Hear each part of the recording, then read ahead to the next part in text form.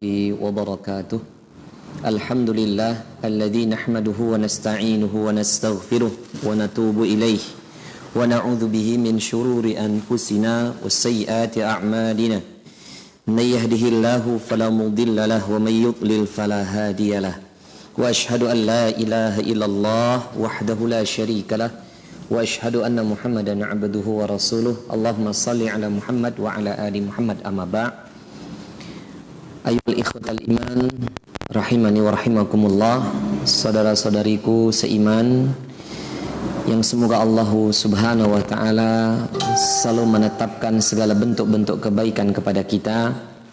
Kebaikan tetap berada di dalam keimanan walaupun takdir buruk menimpa kita. Keimanan, kebaikan selalu akan ada pada diri kita berupa keimanan.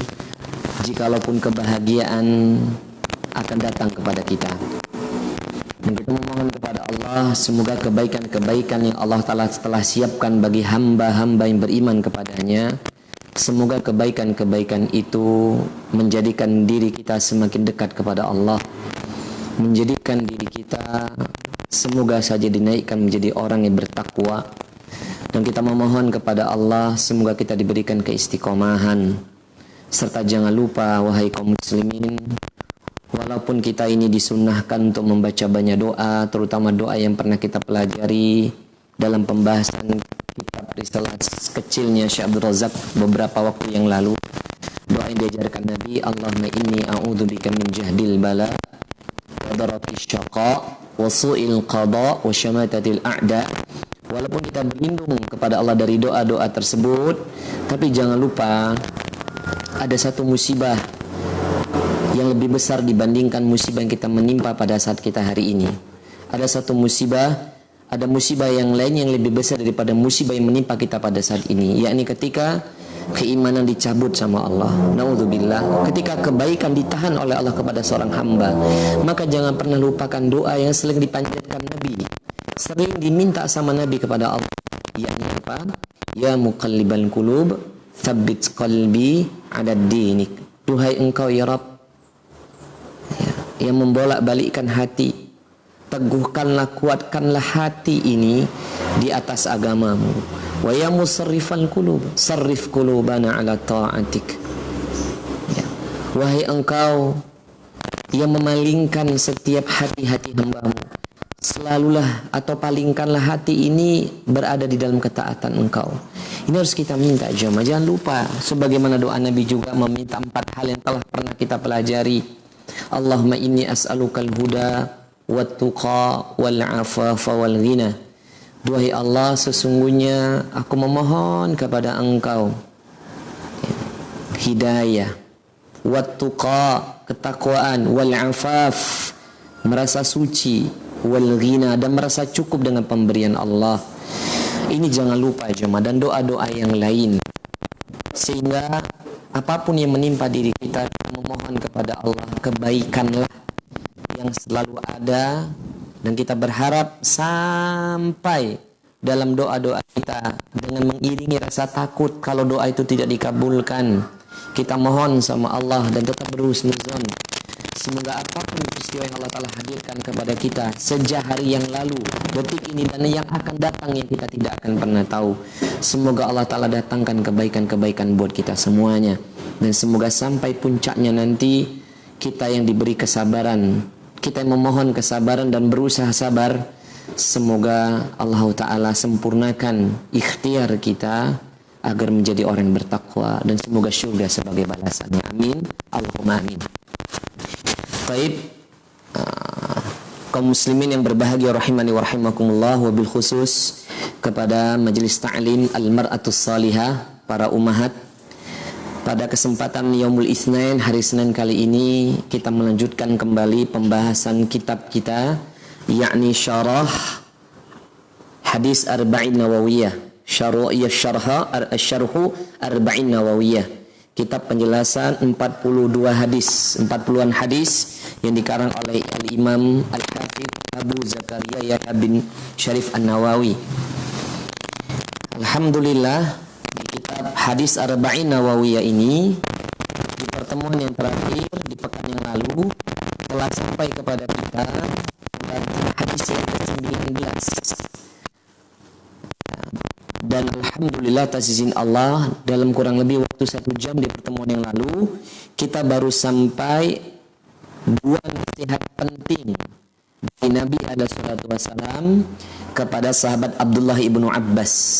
Jadi kita masih membicarakan hadis Nabi, sabda Nabi, nasihat agung Nabi SAW kepada sahabat Abdullah ibnu Abbas yang usianya ulama khilafiyah. Ada yang mengatakan 8 tahun, 9 tahun, 10 tahun, jelasnya sebelum akhir balik. Kita telah sampai perkataan Nabi SAW di mana diceritakan oleh Abdullah ibnu Abbas, kuntu khalfan nabi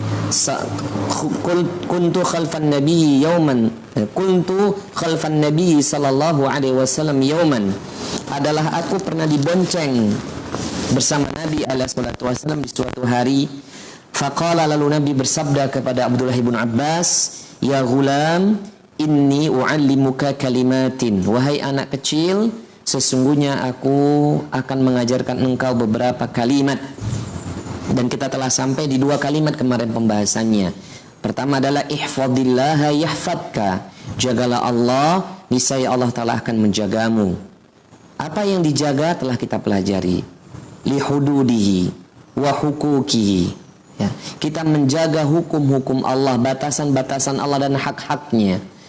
Kita mengerjakan segala perintah Allah dan menjauhi segala larangan Allah semampu kita. Sebagaimana surah At-Taghabun ayat 16. Fattaqullaha mastata'tum. Bertakwalah kita kepada Allah semampu kita.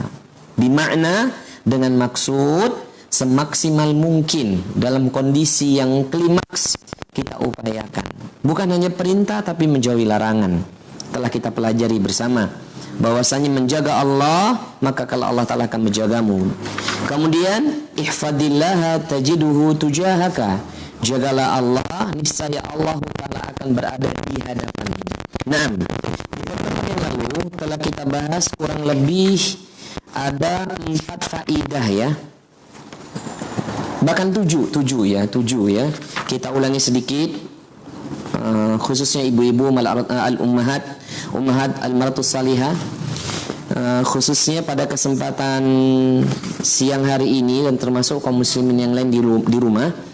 Telah sampai kemarin pembahasan kita ada 7 poin tuh. Ada 7 faedah. 7 faedah atau fawaid yang ditulis oleh Syekh Muhammad ibnu Shalih al-Utsaimin rahimallahu taala wa ghafarallahu lah. Yakni pertama adalah ahamiyatu hadhil wasaya.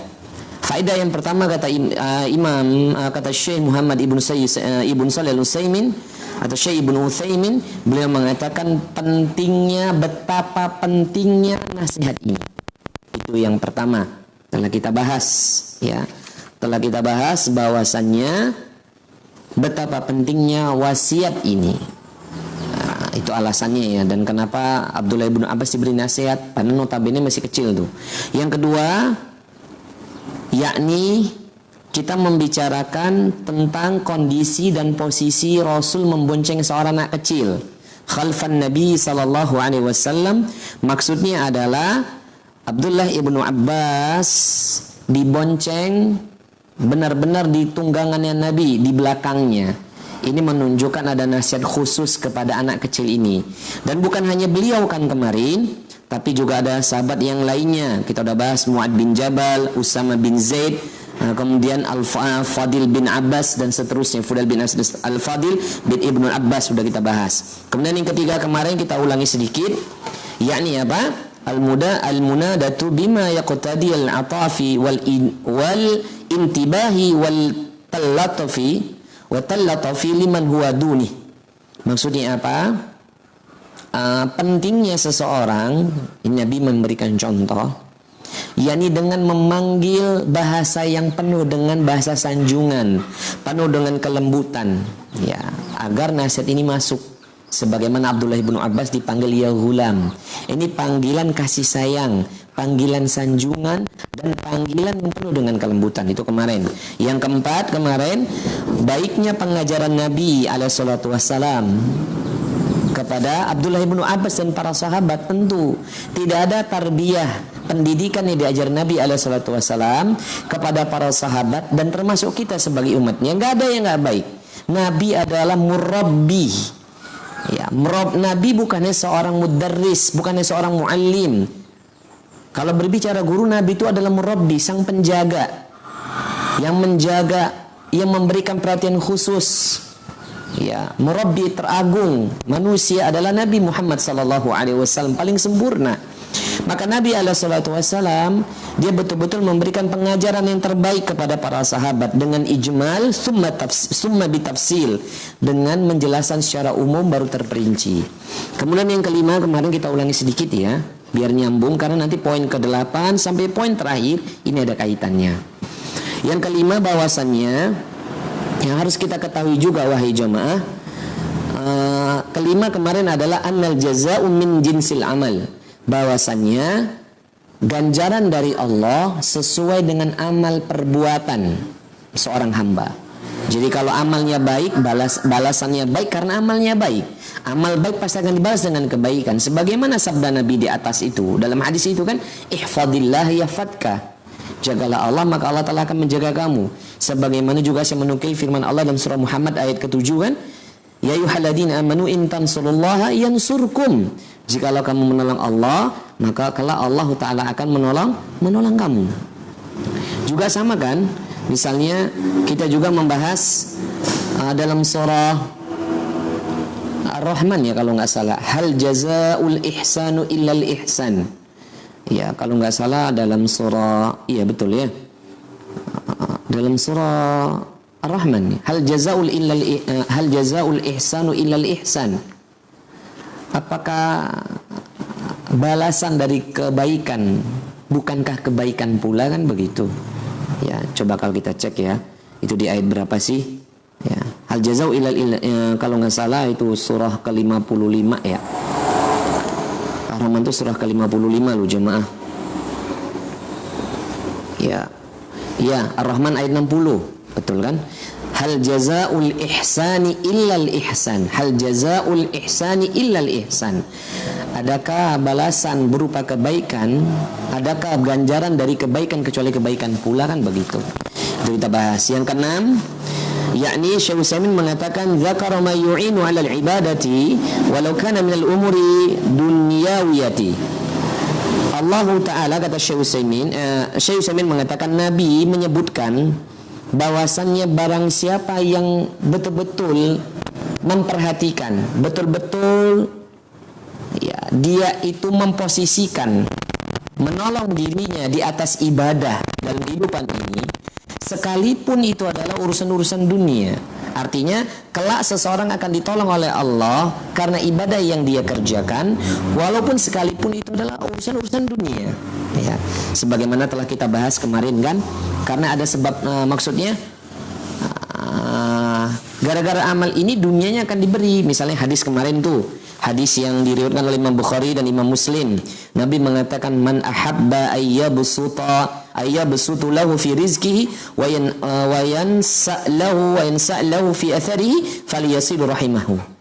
Siapa aja yang suka jikalau dipanjangkan oleh Allah, ayyabsuta lahu fi rizqihi ya, siapa aja yang ingin dipanjangkan oleh Allah rizkinya, diluaskan oleh rizkinya, diperpanjang tuh usianya, maka hendaknya dia menyambung tali rahim. Itu kita bahas. Dan terakhir yang ketujuh adalah anna hafadzul mar'i ya, anna hafadzul mar'i lillah, anna hafadzul mar'i lillah azza wa jalla al muradu li huquqihi sababan li kaunillahi ta'ala yahdihi li siratihil mustaqim.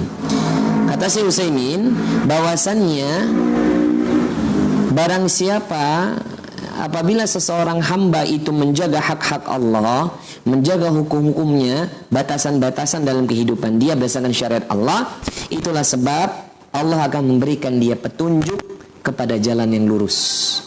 Nah, sebagaimana tadi ya, ifadillah tajidu wujuhaka, jagalah Allah maka niscaya Allah Ta'ala akan berada di hadapanmu. Kita sudah bahas bahwasannya keberadaan Allah di depan kita bukan berarti Allah betul-betul berada di depan kita ya. Udah kita bahas ya, yakni amamaka yadulluka yakni amamaka yadulluka 'alal khair. Maksudnya kalau orang menjaga batasan-batasan dan hukum Allah, niscaya Allah Ta'ala akan menunjukkan dia kepada kebaikan-kebaikan dan kebaikan. Dan kalimat Allah Ta'ala akan berada di hadapan, maksudnya apa? Amamal insani la yunafi uluhu. Maksudnya di sini adalah ketika Nabi mengatakan kalau kau menjaga hak Allah, Allah Ta'ala akan berada di hadapanmu, bukan berarti Allah Ta'ala berada di hadapan manusia.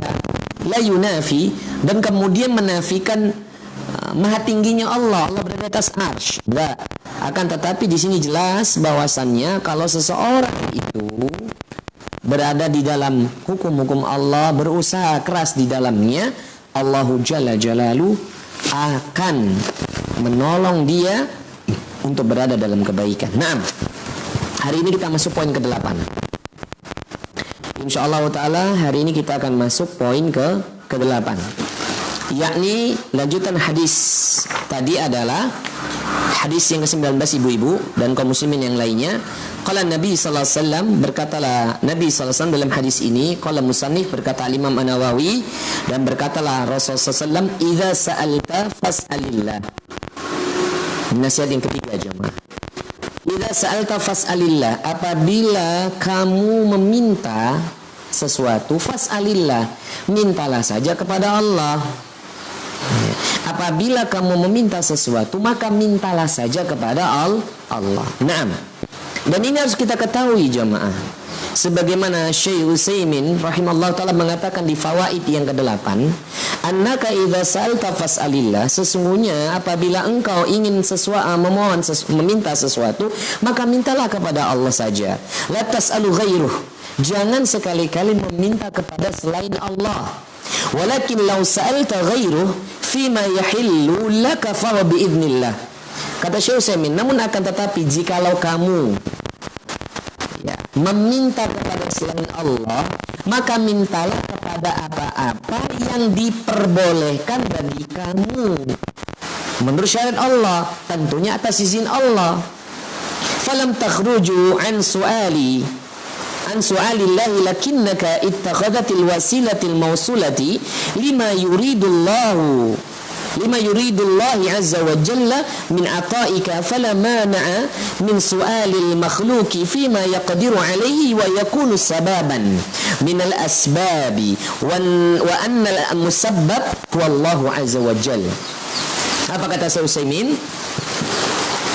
Seandainya seseorang itu ingin meminta kepada selain Allah, diperbolehkan, tapi diperbolehkannya sesuai dengan syariat dan atas izin Allah, dan tidak mengapa. Maka tetapi kata Syekh Utsaimin, tidak boleh falam takhruj an su'alillah, tidak boleh seseorang itu keluar, maksudnya ketika meminta sama Allah itu di luar dari apa yang diperintahkan, dilarang Allah. Maksudnya falam takhruju an su'alillah, dan kamu nggak boleh itu keluar dari apa-apa yang kau minta kepada selain Allah. Maksudnya gini, hanya Allah Ta'ala yang bisa memberikannya, tapi kau minta sama manusia itu nggak boleh. Contoh misalnya musim-musim orang yang sekarang lagi tertimpa musibah apapun itu ya, penyakit atau ya kita berbicara penyakit lah, yang semoga seluruh kaum muslimin diberikan hidayah, kemudian diangkat penyakitnya, diberikan kesehatan dan tidak tertinggal sedikit pun rasa sakit itu. Amin Allahumma amin. Nah, misalnya yang memberikan kesembuhan itu kan hanya Allah, sebagaimana perkataan Nabi Ibrahim kan, wa idza maritu fahuwa yashfi. Dan apabila aku sakit, hanya Allah Ta'ala yang memberikan kesembuhan. Nah, ini hari ini banyak nih kaum muslimin punya keyakinan karena dokter fulan, karena dokter fulan, karena obat fulan, karena obat ini, obat itu, karena rumah sakit ini, rumah sakit itu, mereka yang menyembuhkan. Ini nggak boleh.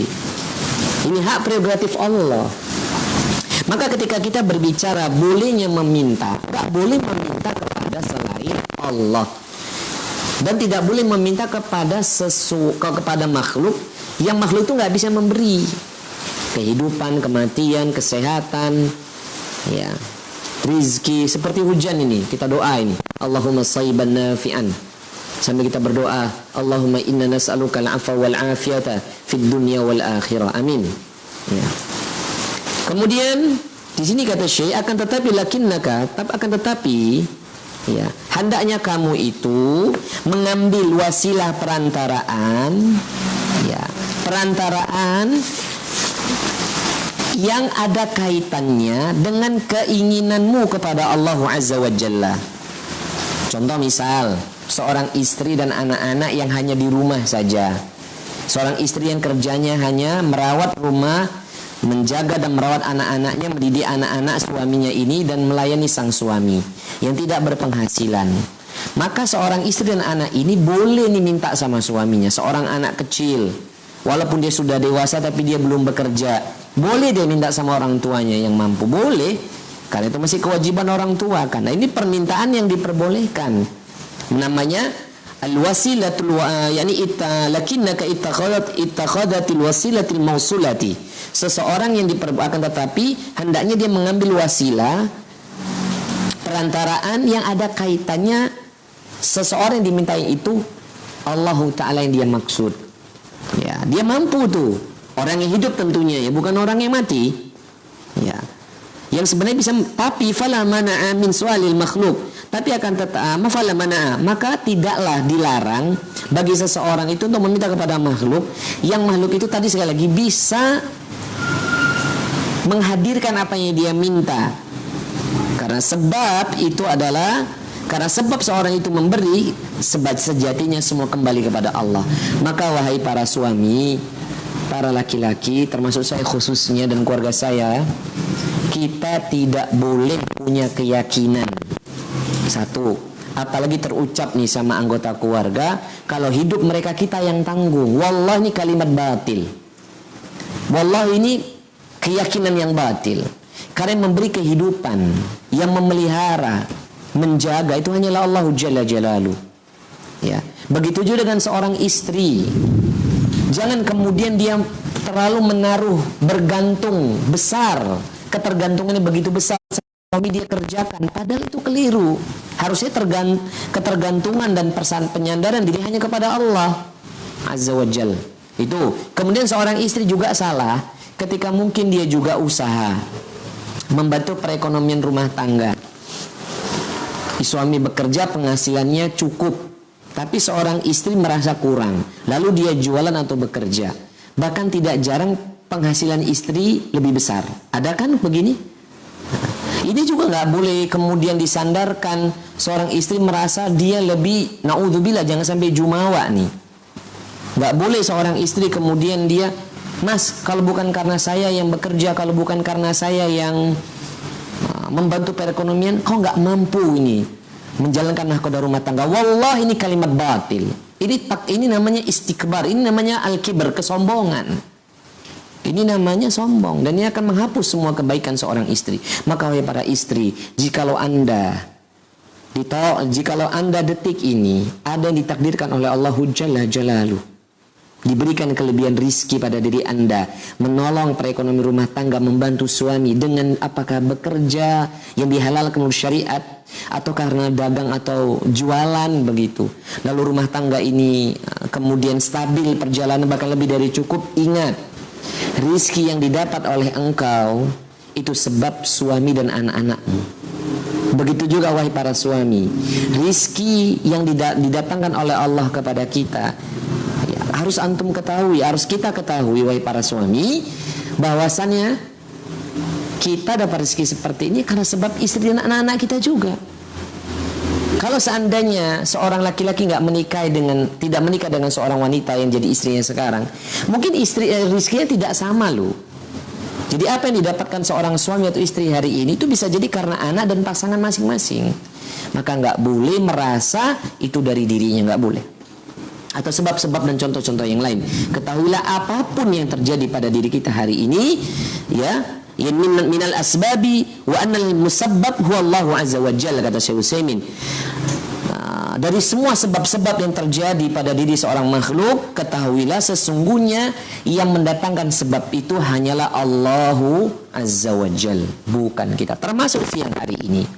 Kalau Allah nggak mengizinkan, nggak ada kajian siang hari ini jemaah. Nggak ada nih. Tapi karena Allah Azza wa Jal, kalau bukan Allah Azza wa Jal mengizinkan kami berbicara, itu pun juga tak akan tersampaikan. Ketika pun ada di antara Anda yang mendapatkan hidayah dari sebab kajian-kajian ini, bukan karena Salahuddin, tapi karena Allah Azza wa Jal. Itu harus kita sama-sama ketahui. Maka pujilah Allah, jangan puji orangnya. Naam. Itu poin keberapa? Ke-8. Jadi kalau punya permintaan, punya keinginan, mintanya kepada siapa? Hanya kepada Allah Ta'ala saja. Dan boleh kita minta sama makhluk, selama makhluk itu kita ketahui atas izin Allah dan makhluk itu mampu. Ya, nggak mungkin dong. Ya, sampai ada kalimat-kalimat yang hulu dan kalimat batil. Sampai kalimat ingin gombal tuh cewek-cewek ya. Ya, aku akan pindahkan gunung itu buat kamu sayang. Ini kan kalimat apa ini? Ini ibu-ibu kalau ada pasangannya, suaminya merayu seperti itu, ya diingatkan pelan-pelan. Ya rayuannya nggak pas. Jangankan harta, lautan aja bisa kupindah buat dirimu. Ini kalimat ngawur, ini nggak boleh ya. Kalimat nggak boleh. Naam. Kita masuk yang ke-9. Qala musannif rahimallahu taala, al-isyaratu ila anna al-insana la yatlubu min ghairi ay yas'alullaha lahu. Yang ke-9, kita masih membicara idza sa'alta fas'alillah. Apabila kita minta, hanya mintalah kepada Allah Ta'ala saja. Yang ke-9 ini kata Syekh Utsaimin, ini adalah isyarah, petunjuk bahwasannya manusia itu jika tidaklah boleh ketika dia menginginkan sesuatu, maka mencarinya itu kepada selain Allah. Ya, saya ulangin. Kata Syekh Utsaimin, ini adalah isyarah atau petunjuk kepada semua manusia, tidaklah diperkenankan manusia yakni kita ketika menginginkan sesuatu, kita menginginkannya itu min ghairi. Menginginkan sesuatu, mencari sesuatu yang selain dari Allah. Ayas'alullahalah, maka hendaknya kita memintanya saja, mencarinya hanya kepada Allah. Ini dikuatkan lagi, ditakkid lagi ini. Ditakkid lagi sama Syekh Utsaimin bahwasannya hendaknya manusia ketika punya keinginan pun sekali lagi dan ingin mencari sesuatu, jangan pernah mencari kepada selain Allah, karena itu termasuk perbuatan syirik. Banyak dalil ya, banyak dalil sekali ya.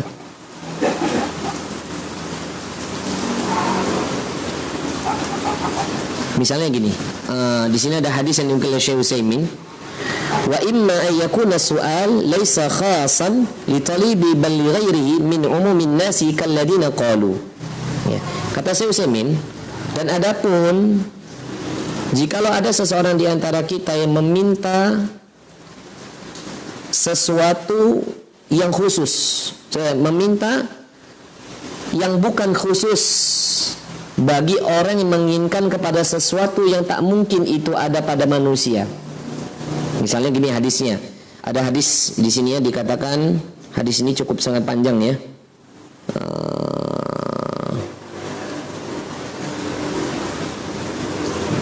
Ini ada hadis ya, hadis yang diriwayatkan oleh Imam Bukhari, disahihkan juga oleh Imam Muslim, min hadhil ummati 70 alfan yadkhuluna al-jannata bila hisabin wala adzabin qala ud'ullah wa ayyaj'alani minhum. Kata Nabi SAW, di umat ini ada 70.000 ya, yang kelak akan dimasukkan ke dalam surga tanpa hisab dan tanpa adab. Kemudian sahabat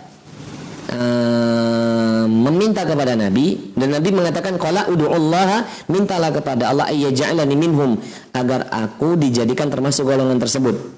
Nah, kalau nggak salah ini adalah ungkapannya Umar bin Abu Bakar As-Siddiq. Ya, jadi ini sebenarnya kalau saya teringat hadis ini kayaknya jamaah juga ada di dalam kitab Riyadhus Shalihin dikarang oleh Imam Nawawi dalam bab tawakal ya. Dalam bab tawakal iya. Dalam bab tawakal atau dalam bab amanah ya. Bab tawakal. Ketika Nabi SAW, ini juga ada dalam kitab Tauhid yang dikarang oleh Syekh Muhammad At-Tamimi. Ketika Nabi menjelaskan tentang ciri-ciri orang yang akan dimasukkan ke dalam surganya Allah tanpa hisab dan tanpa adab. Ya, salah satunya adalah tidak minta diruqyah, tidak pernah diruqyah dan tidak pernah meruqyah dan tidak pernah minta diruqyah. Ya, ruqyah yang syirik, tidak tatoyur gitu ya, merasa bernasib sial ya, dan kemudian tidak berbuat syirik yang lainnya. Dan yang terakhir adalah tidak mereka hanya bertawakal hanya kepada Allah Ta'ala saja. Nah, kemudian ada seorang sahabat yang dia ud'ullaha ayyaj'alani minhum. Nah, lalu kemudian Nabi mintalah kepada Allah agar dijadikan diriku termasuk golongan-golongan tersebut. Ya. Sa'alul Nabi limunasabati wa hiya dzakara haula alladziina yadkhuluna jannata bila hisabin wala adabin wal maratu allati kanat tasra'u faqalat ud'u Allah ayyu'afiyani. Ya, jadi di sini ini jadi dalil bahwasannya gini loh. Artinya seseorang itu di poin yang ke-9 ini ya,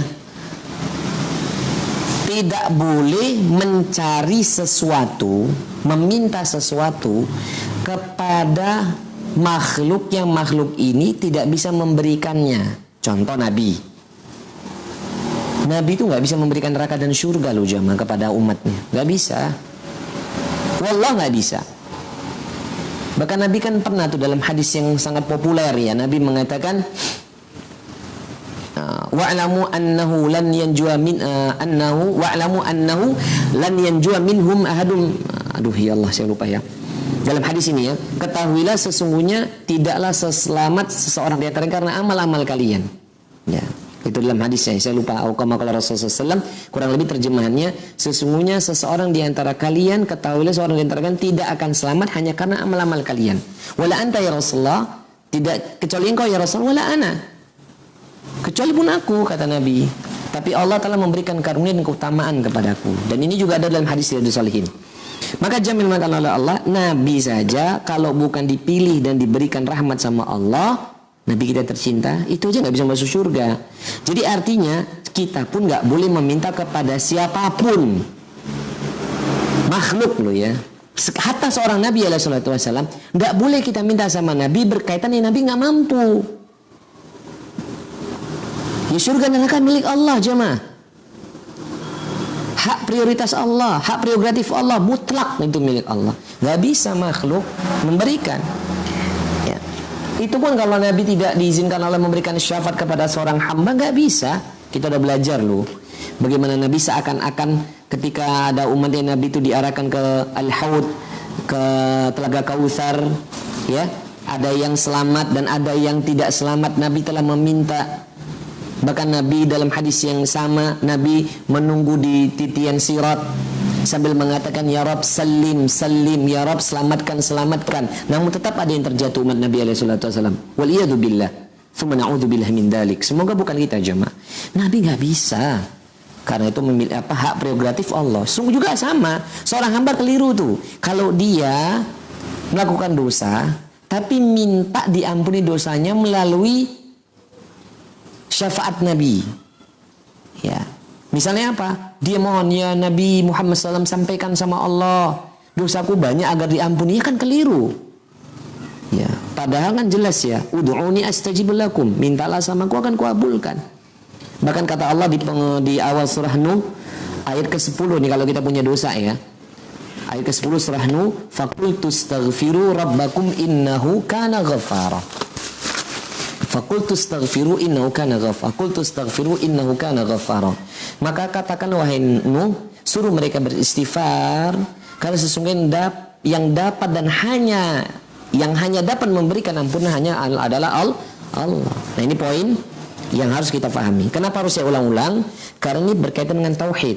Poin ke-8 dan poin ke-9 dan di poin berikutnya adalah berkaitan dengan tauhid, masalah doa. Termasuk juga nih, kan lagi tren tuh ya, pernah dengar atau pernah kita bahas, mungkin ada jamaah yang juga pernah bertanya, kalung kesehatan, gelang kesehatan. Wallahi, uji klinis di dunia medis terbukti nggak secara umum gitu. Itu jangan-jangan sugesti jamaah. Ya. Dan kalau memang karena benda-benda tersebut seorang jadinya sehat, jadinya tenang, hilang stres, ajib. Terus bagaimana perannya Al-Quranul Karim sebagai syifa? Ya, sebagai obat dari segala penyakit. Ya hilang dong kalau begitu. Kalau gara-gara kalung, gara-gara gelang atau kalung, gelang dan kalung, ini kalung kesehatan, gelang kesehatan. Ya salam. Kalau memang itu sebab seperti obat, sebab seorang itu kemudian terobati penyakitnya dan atas izin Allah sembuh, ingat itu adalah masya Allah, kehendak Allah, itu iradahnya Allah, iradah kauniyah, ya, kehendak Allah yang nyata karena sebab doa obat ini. Tapi kalau lama-lama dia pakai kalung itu, kalau pakai gelang itu, dia jadinya merasa, oh saya lebih sehat, imun saya nggak stres. Ini kan bahaya ini. Akan mengurangi ketawakalan dia kepada Allah Jalla Jalaluh. Akan menghilangkan iradah kauniyah dari Allah. Kehendak kauniyah yang Allah datangkan kepada seorang hamba di muka bumi. Akan hilang itu. Makanya harus kita batasi. Ini masuk wilayah syirik ini. Karena semua itu adalah dari Allah. Al-Khaliq wal-Malik wat-Tadbir. Allah lah yang menciptakan, merajai dan memelihara dan mengatur seluruh urusan umatnya. Ya Hayyu ya Qayyum, Allah Maha Hidup dan yang terus menerus mengurusi kita. Faham ya ini? Kenapa harus saya ulang-ulang? Karena supaya kita tidak terjebak.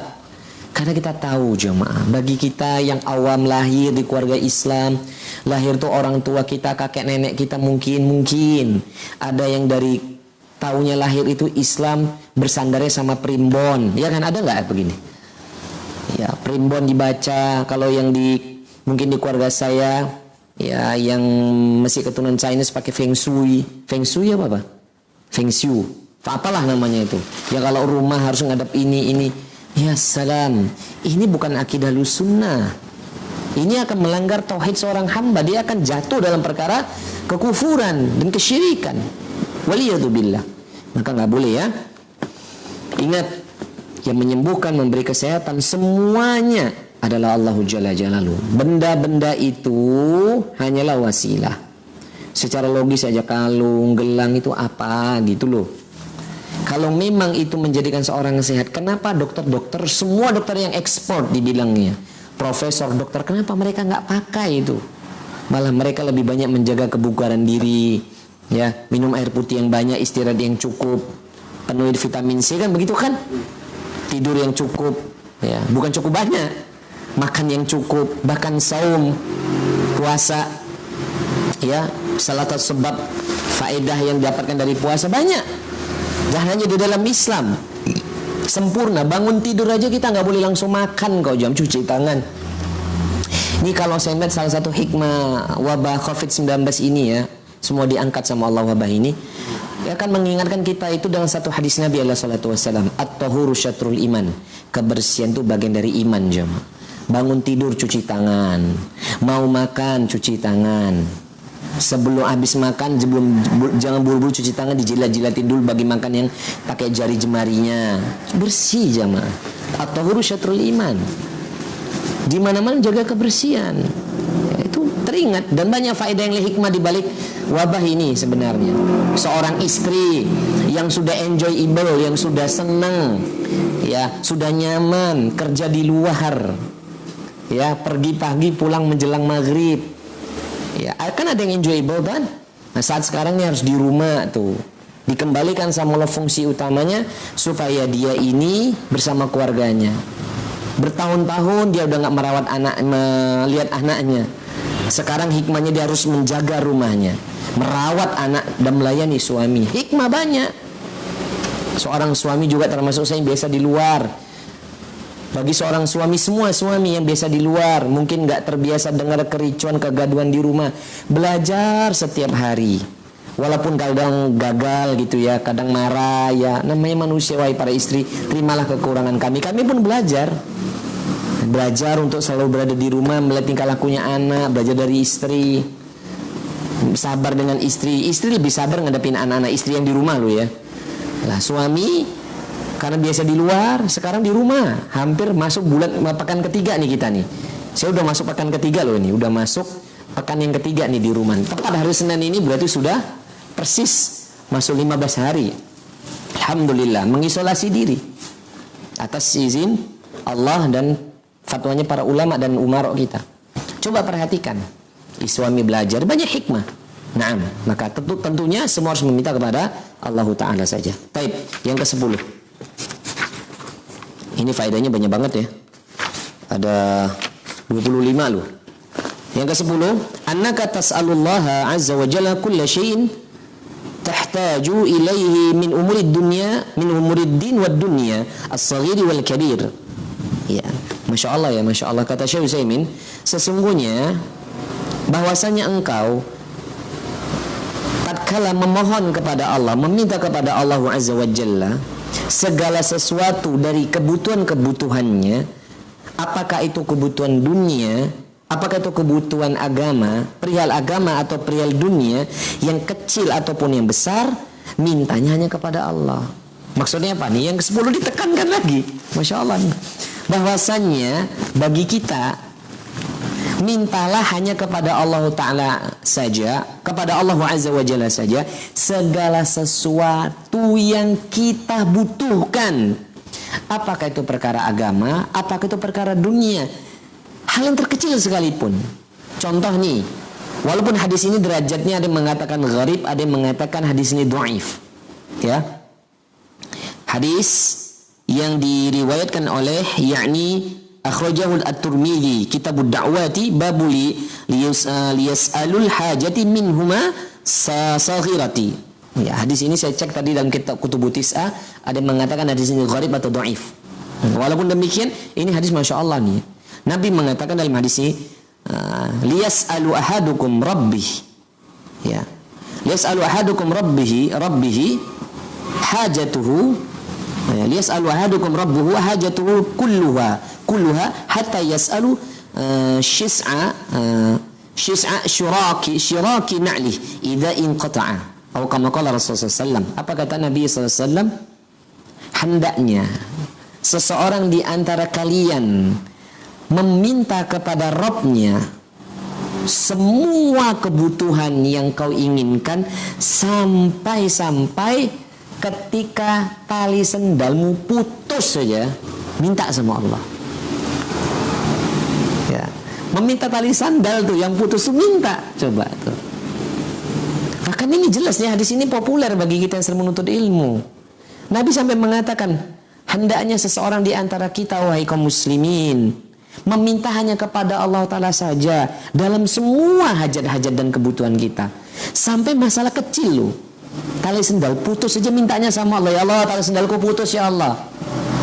Ini kan enggak nih kita nih ya, bagi yang ikhwan, ketika mungkin pulang dari masjid, sendalnya entah kemana, dibutuhkan orang, kita husnuzonnya mungkin dia salah ambil sendal, kita jarang minta ya Allah, sendalku dibutuhkan orang, ganti yang baik.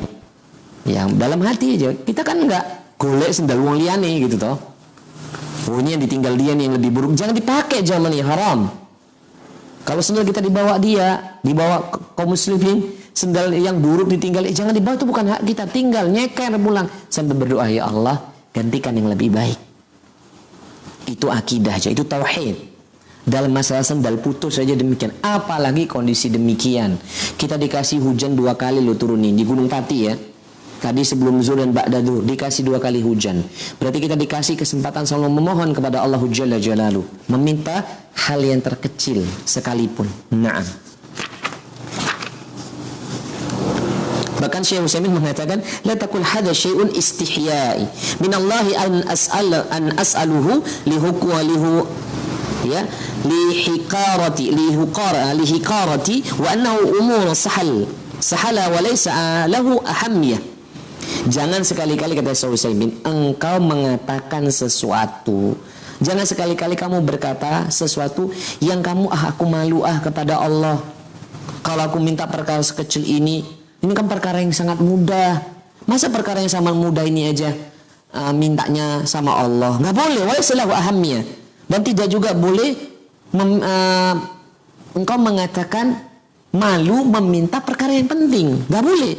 La innaka idza sa'alta Allah faqad ataita 'aziman minal ibadah fa inna mujarrad ad-du'a'i ibadatu 'azimah. Masya Allah nih, coba nih kata Syekh Utsaimin, nggak boleh seseorang di antara kita berucap aku malu minta sama Allah permintaan yang sekecil ini, permintaan semudahnya aja kok mintanya sama Allah, nggak boleh. Bahkan apalagi itu perkara-perkara yang penting berkaitan dengan akidah, berkaitan dengan ibadah, nggak boleh jamaah. Masa minta sama Allah nggak boleh. Termasuk sendal putus tali sendalnya, mintanya sama Allah coba. Karena sesungguhnya apabila kata Syekh Utsaimin, ketika kita meminta kepada Allah, faqad maka sungguh ataita 'aziman, Allah Ta'ala akan datangkan hal yang lebih besar minal ibadah, diganti ibadah. Bahkan saya teringat tuh ya, dalam kitab Riyadhus Shalihin, dalam bab banyaknya jalan-jalan kebaikan kalau saya tidak salah, yakni bayanu katsiratut tariqul khair ya, tariqul khair ya, bab penjelasan banyak jalan-jalan kebaikan yang dikarang oleh Imam Nawawi dan kitab Riyadhus Shalihin. Ada hadis tuh, hadis ini Sahih Bukhari Muslim au ghairuhuma. Nabi mengatakan, apabila kau punya tanaman atau punya pohon yang berbuah, lalu pohon tadi buah-buahnya itu dimakan oleh binatang, dan kau ikhlas dimakan oleh binatang itu, kalau bahasa Jawa apa? Codot ya, codot ya, benar ya. Apa codot itu saudaranya apa? Batman, kelelawar ya. Dimakan kita ikhlas. Gagal panen nih, itu sedekah, laka sedekah. Sedekah bagi diri. Hal yang terkecil loh jemaah. Kita minta ganti, ya kita sabar nih ya Allah. Aku sudah nanam, kok malah diambil ya Allah, aku ikhlas ya Allah. Gantilah ya Allah dengan lebih baik. Apa yang dijawab oleh Allah? Apa kata Syekh Utsaimin? Faqad ataita 'aziman minal ibadah. Yang diganti sama Allah yang lebih besar daripada buah-buahan itu atau tali sendal itu adalah kelezatan seseorang bisa beribadah kepada Allah. Ajib. Bahkan dia akan diberikan kesempatan sama Allah untuk terus berdoa. Bukankah ketika seorang hamba membasahi lisannya dengan berdoa dan berzikir kepada Allah, bukankah itu ganti yang lebih baik? Bukankah ketika lisan mudah untuk mendoakan kebaikan buat saudaranya, berdoa buat kebaikan buat diri dan keluarganya, bukankah itu adalah pemberian yang jauh lebih baik dibandingkan orang-orang yang diberikan dunia lebih tapi lisannya kering dengan beribadah, lisannya kering bermunajat kepada Allah? Maka jamaah yang dimulakan oleh Allah, waliyadzubillah, semoga lisan ini, hati ini selalu dipenuhi dengan munajat kepada Allah. Itulah ganti yang lebih baik. Nah, terkecil apapun. Yang ketiga, yang ke-11 ya. Kalau yang ke-11 berarti berkaitan dengan sabda Nabi berikutnya, nasihat yang keempat. Wa idza sta'anta fasta'in billah. Ya. Wa idza sta'anta fasta'in billah. Dan apabila engkau mengharapkan pertolongan dan apabila engkau membutuhkan pertolongan, maka mintalah pertolongan hanya kepada Allah. Dan apabila engkau membutuhkan suatu pertolongan, maka mintalah pertolongan kepada Allah. Kalau tadi meminta, kali ini namanya minta tolong, berarti lebih butuh nih jamaah. Kalau tadi idza sa'alta fas'al, jika kita minta sesuatu minta sama Allah. Wa idza ista'anta fasta'in billah, dan jikalau kita ini sedang membutuhkan pertolongan yang sangat kita butuhkan, mintalah hanya kepada Allah. Apa tanggapannya Syekh? Apa syarahnya Syekh Utsaimin? Syekh Utsaimin mengatakan anna talabal auni la yakunu illa min Allah. Bahwasannya seorang mukmin ketika dia mengharapkan atau membutuhkan suatu pertolongan, tidaklah dia menjadikan kecuali pertolongan itu minallah, dari Allah. Berdasarkan hadis ini, wa idza sta'anta fasta'in billah. Bahkan masya Allah, ada satu hadis yang dinukil oleh Syekh Utsaimin, meminta pertolongan saja, kalau kita mengharapkan pertolongan, mintalah pertolongan dari Allah Ta'ala saja. Nah, namun akan tetapi qad udhunu lana ya an nasta'ina bi ghairillahi fima yaqdiru alaihi al-makhluqi kama qala Allah alaihi wasallam. Nah, tapi ada ini, poin ini kalau kita teringat kitab Salasatul Usul, tiga landasan utama yang dikarang oleh Syekh Muhammad At-Tamimi, Ini adalah salah satu dari poin-poin min anwa'il ibadah, jenis-jenis ibadah. Namanya apa? Isti'anah. Naam. Nah, isti'anah ini harus hanya ditujukan kepada Allah. Isti'anah yang wajib adalah ibadah, sebagaimana dalam surah Al-Fatihah, iyyaka na'budu wa iyyaka nasta'in. Hanya kepadamu ya Allah kami beribadah, dan hanya kepadamu ya Allah kami minta tolong. Tapi ada isti'anah, kata Syekh Utsaimin, yang diperbolehkan. Isti'anahnya seorang manusia kepada manusia boleh. Ya. Sebagaimana Nabi Yakub atau Nabi Israel minta tolong agar menjaga Yusuf. Ya, minta tolong sama 10 anaknya Yahuda dan adik-adiknya untuk menjaga Yusuf ketika diajak bermain tuh dalam surat Yusuf. Atau ketika dia minta tolong pada anak-anaknya untuk menemui bendahara Mesir. Nah, dan seterusnya, itu banyak. Dan ada lagi hadis. Dan hadis ini juga ada kok di dalam kitab Riyadhus Shalihin. Di mana di sini Utsaimin mengatakan, akan tetapi bagi kita diperbolehkan meminta pertolongan kepada selain Allah, yang mana pertolongan itu manusia itu mampu mengerjakannya, sebagaimana sabda Nabi, wa tu'inur rajula fi dabbatihi fatahmiluhu 'alaiha aw tarfa'u lahu 'alaiha mata'ahu sadaqatun. Hadis ini diriwayatkan oleh Imam akhrajahu Muslim, ya. Diriwayatkan oleh Imam Muslim. Nabi mengatakan, wa tu'inur rajula, engkau menolong seseorang fi dabbatihi, ya, fatahmilu 'alaiha, engkau menolong seseorang di atas tunggangannya, engkau menolong seseorang berkenan tentang tunggangannya. Fatuhmiluhu 'alaiha, fatahmiluhu 'alaiha, fatahmiluhu 'alaiha, engkau memelihara tunggangannya, au tarfa'u lahu 'alaiha, atau engkau membantu dia naik ke atas tunggangannya berserta mata'ahu, barang-barang yang mau dia bawa. Sadaqatun, itu sedekah.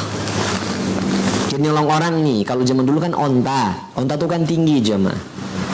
Menolong dia tunggangannya, atau menjaga tunggangannya, atau membantu dia naik ke atas tunggangannya bersama barang-barangnya, itu sedekah. Atau misalnya kita hari ini contoh konkret, detail, ada orang itu cari alamat di atas kendaraannya, ya kita tolong dia. Nah, itu adalah sedekah. Nah, itu poin keberapa? Faedah yang keberapa, Ibu jamaah? 11. Kita lanjut poin yang ke-12. Nah, kalau poin ke-12 ini berarti kita lanjutan hadisnya. Nah, lanjutan hadis ini berkaitan tentang apa? Nanti kita ambil faedah juga ya dari Al-Imam Nawawi sendiri ini, Masya Allah ya.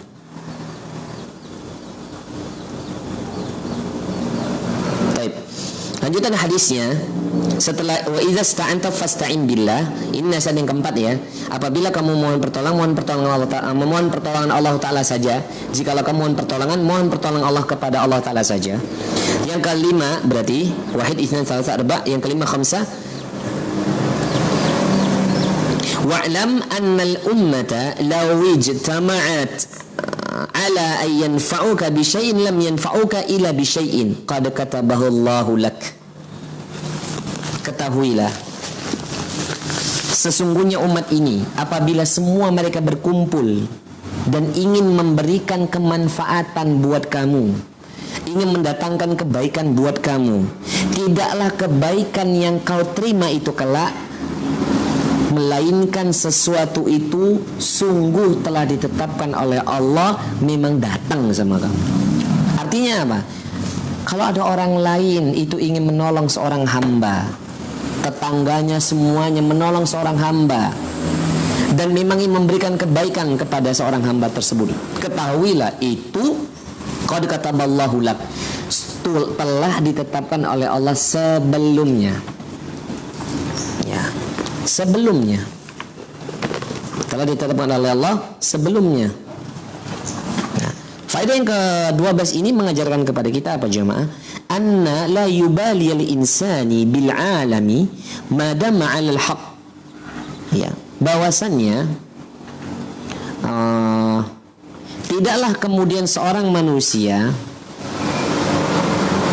betul-betul mengetahui apa saja yang menjadi hak-hak dia ketika dia dilahirkan di muka bumi ini.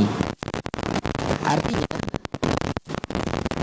akan tahu jemaah, kebaikan apa yang berada di depan kita, keburukan apa yang dipersiapkan oleh Allah sebagai ujian buat kita. Kita akan pernah tahu. Ya, kita ini ya lagi mengisolasi diri di rumah gitu ya. Qaddarallahu ma syafa'al, atau masya Allah tabaraka ta'ala, masya Allah tabaraka ta'ala, qaddarallah.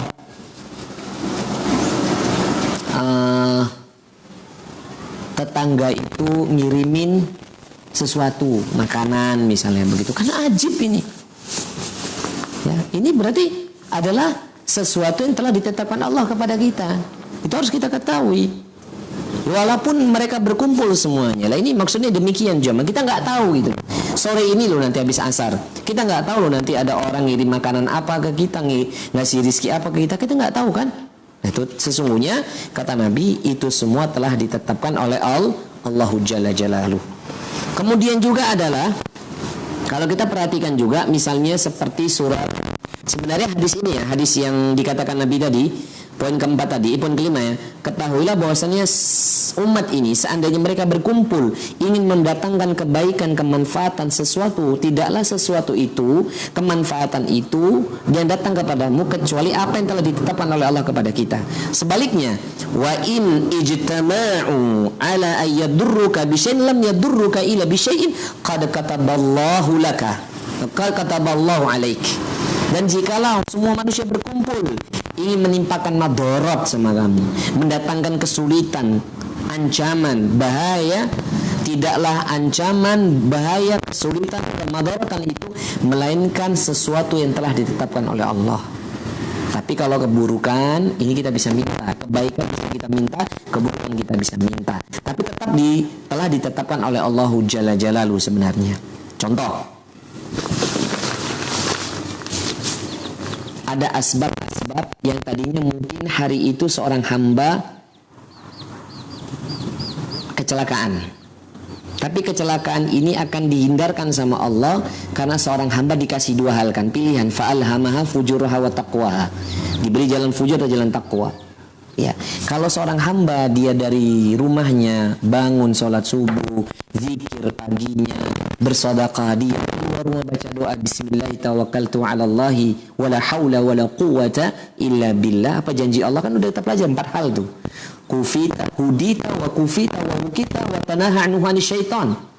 Diberi dia hidayah, dicukupkan kebutuhannya, wukita, dijauhkan dari bala dan musibah, dan watanaha anhu syaitan, anhu syaitan, dijauhkan dari tipu daya dan gangguan syaitan. Nah, kalau baca itu, maka kesulitan-kesulitan itu akan dijauhkan oleh Allah. Harus kita yakin.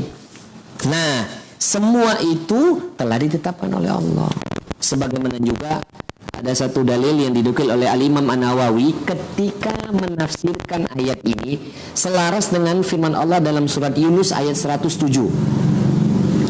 Surat Yunus ayat 107. Wa qala ta'ala wa iyamsaskallaha bidurrin fala kashifa lahu illa hu wa yuridaka bi khairin fala radda li fadlih yusibu bihi man yasha min ibadihi wa huwal ghafurur rahim. Wa iyamsaskallaha bidurrin fala kashifa lahu illa hu. Jikalau seandainya Allah menimpakan kepada engkau bidurrin, yakni dengan suatu kemadaratan, dengan suatu kesulitan, ya, fala kashifalahu illahu, maka tidak ada yang dapat menyingkirkan, tidak ada yang dapat menghilangkan, tidak ada yang dapat memalingkan madarat itu bagi kamu, bagi dia, illahu, kecuali Allah. Jadi Allah yang menimpakan suatu kemudaratan kepada seorang hamba, dan hanya Allah yang bisa menghilangkan. Nah, kalau kondisi seperti ini nih, wa yamsaskallahu bidurrin, dan jika Allah menimpakan sesuatu kepada kita dengan suatu keburukan, ya, jadi ini jangan salahkan negeri yang lain. Ini gara-gara Wuhan, gara-gara China, gara-gara negeri ini, nggak boleh nyalahin masyarakat yang lain, nggak boleh nyalahin negara yang lain. Wabah ini Allah yang kasih karena sebab kesalahan kita, udah pelajari itu.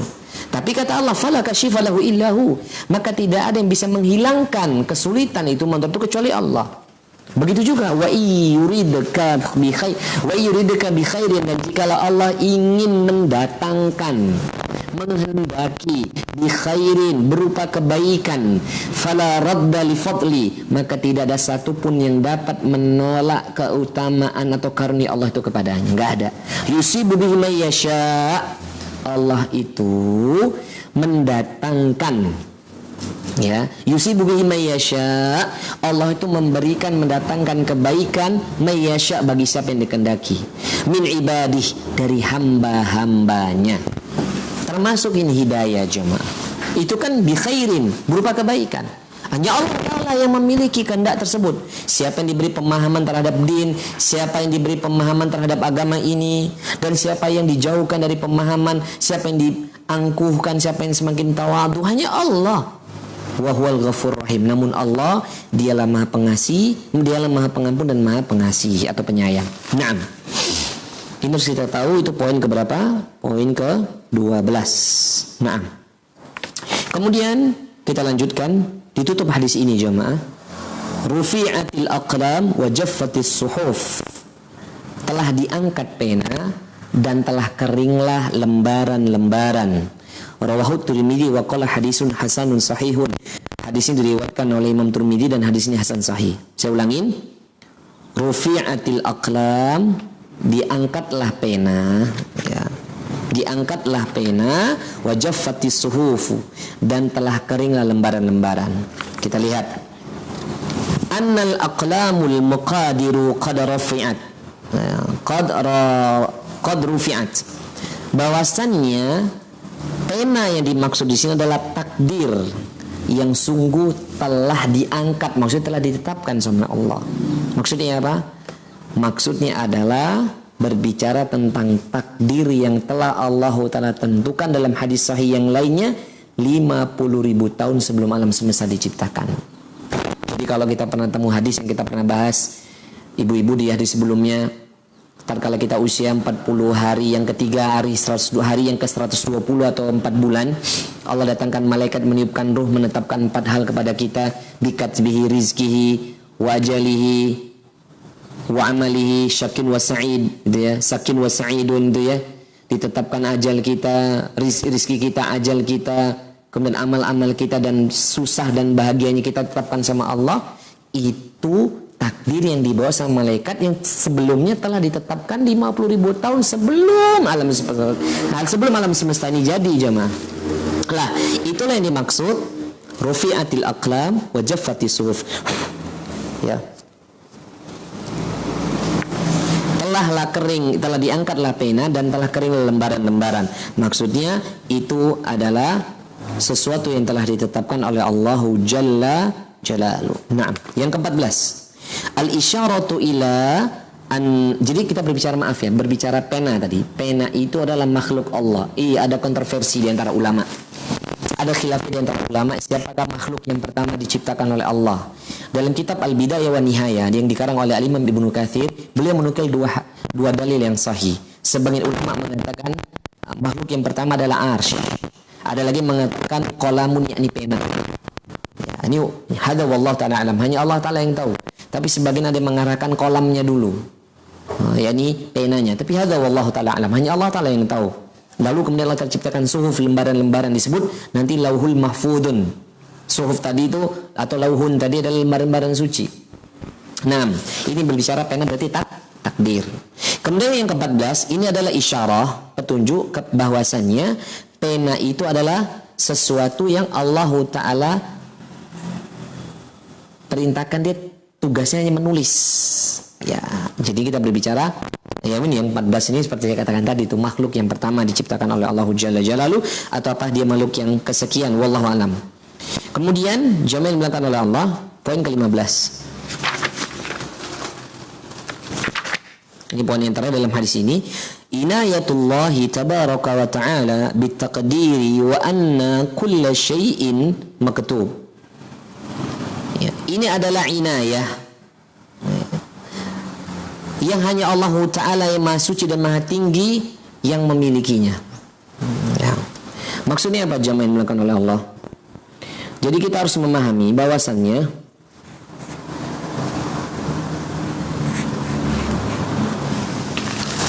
kalau kita berbicara inayah, berarti kita berbicara penjagaan.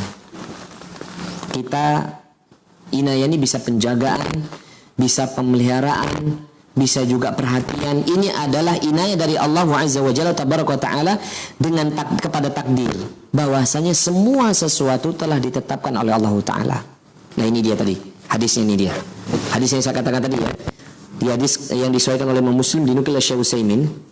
Inna Allah Azza wa Jalla kataba maqadirul khalqi qabla an yakhluqa as-samawati wal ardi bi 50,000 sanah. Sesungguhnya Allah Azza wa Jalla telah menetapkan takdir hamba-hambanya, makhluk-makhluknya, ciptaan-ciptaannya sebelum Allah menciptakan langit yang 7 dan bumi yang 7 bi 50,000 sana alfin sanatin. Allah bi 50,000 sana, yakni 50.000 tahun sebelum alam semesta diciptakan. Jadi jemaah, ketika Allah Ta'ala mengatakan, Rasul mengatakan diangkatlah pena dan telah keringlah lembaran-lembaran, maksudnya apa? Kita berbicara beriman kepada takdir. Dan apa korinahnya? Apa benang merahnya antara 4 poin di atas? Ihfadillah yafatka, ihfadillah tajidu jahaka, idza sa'alta fas'alillah, wa idza sta'anta fasta'in billah. Jagalah Allah, niscaya Allah Ta'ala akan jaga kamu. Jagalah Allah Ta'ala, niscaya Allah Ta'ala akan berada di hadapanmu. Apabila kamu meminta, mintalah saja hanya kepada Allah. Dan terakhir, apabila kamu mohon pertolongan, mohon hanya kepada Allah Ta'ala saja. Dan apa korina atau hubungan benang merah terhadap takdir ini? Kita lanjutkan insyaAllah pada pertemuan yang akan datang. Ya, demikian saya rasa cukup. Aku qouli hadza fastaghfirullah li wa lakum innahu huwal ghafurur rahim. Semoga Allah Taala beri pemahaman kepada kita. Insyaallah pada pertemuan yang akan datang kita akan bahas apa kaitan 4 kalimat di atas dengan poin terakhir tentang masalah takdir. Kita akan bahas insyaallah taala pada pertemuan yang akan datang. Kita akhiri dengan kafaratul majlis. Subhanakallahumma wa bihamdik asyhadu an la ilaha illa anta astaghfiruka wa atubu ilaik. Semoga Allah Taala memberikan pemahaman kepada kita. Dan semoga Allah Ta'ala menjadikan kita orang yang bertakwa. Dan semoga Allah Jalla wa'ala menjadikan kita, keluarga kita dan seluruh kaum muslimin dimasukkan dalam syurganya Allah. Amin Allahumma amin. Wal akhir. Wassalamualaikum warahmatullahi wabarakatuh.